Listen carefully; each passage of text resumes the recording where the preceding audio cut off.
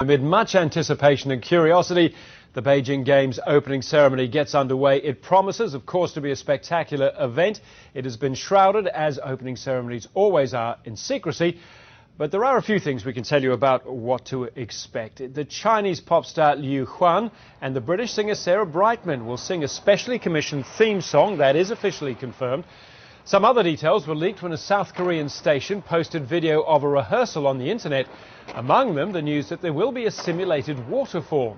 Projected images of giant blue whales were also in that South Korean video, as well as dozens of drummers, martial arts experts, several colourfully dressed performers suspended by wires and floating above the audience.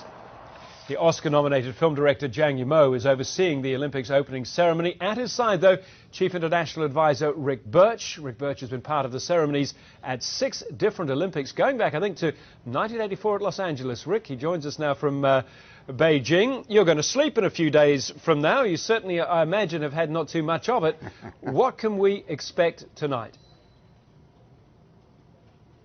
Well, I think you're going to expect another ceremony in the great tradition of Olympic ceremonies, but this one I think is going to be bigger, more spectacular, and not necessarily more surprising, but it's going to be more impressive, I think, than any previous ceremony. You've worked on so many before, notably Los Angeles, Sydney Olympics, your own home games. There's so much money being spent here, $100 million in the opening and closing ceremonies. What can you do with that money, to make it have that wow factor the world's expecting now? Well, I think for a start it's very difficult to put a budget on it. I think $100 million is meaningless here because the costs are so different and the way that it's structured so different. But Athens is probably the most expensive ceremony, and it was a lot more than that. The money gets spent either on performers or technology or both.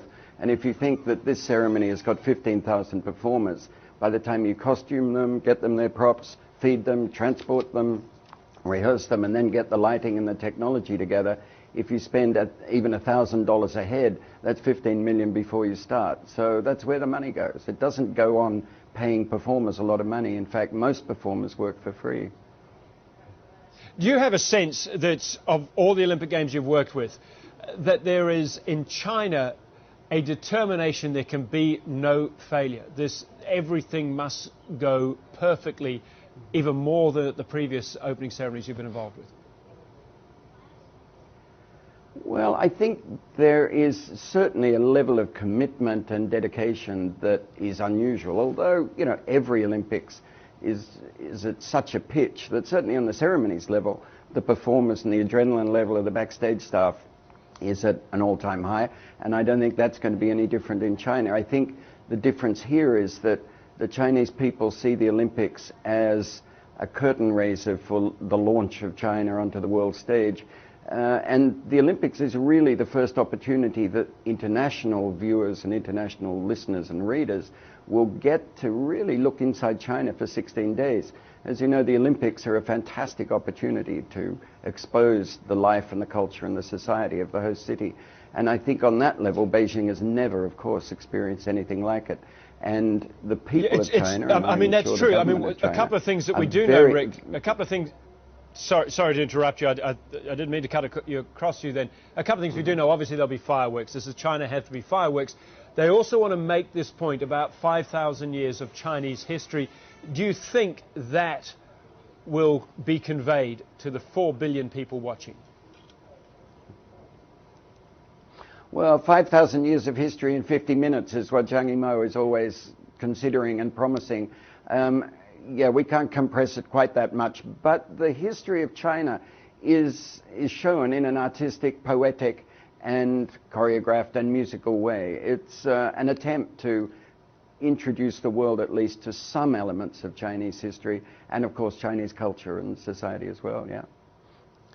Well, of course, one of the big secrets, do you actually know who is the person selected to light the cauldron?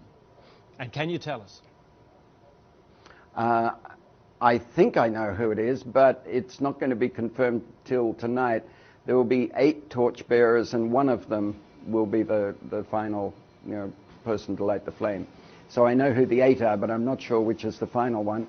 And in fact, I've never seen the flame lit, although we've rehearsed the lead up to it. I've never actually seen the flame lit.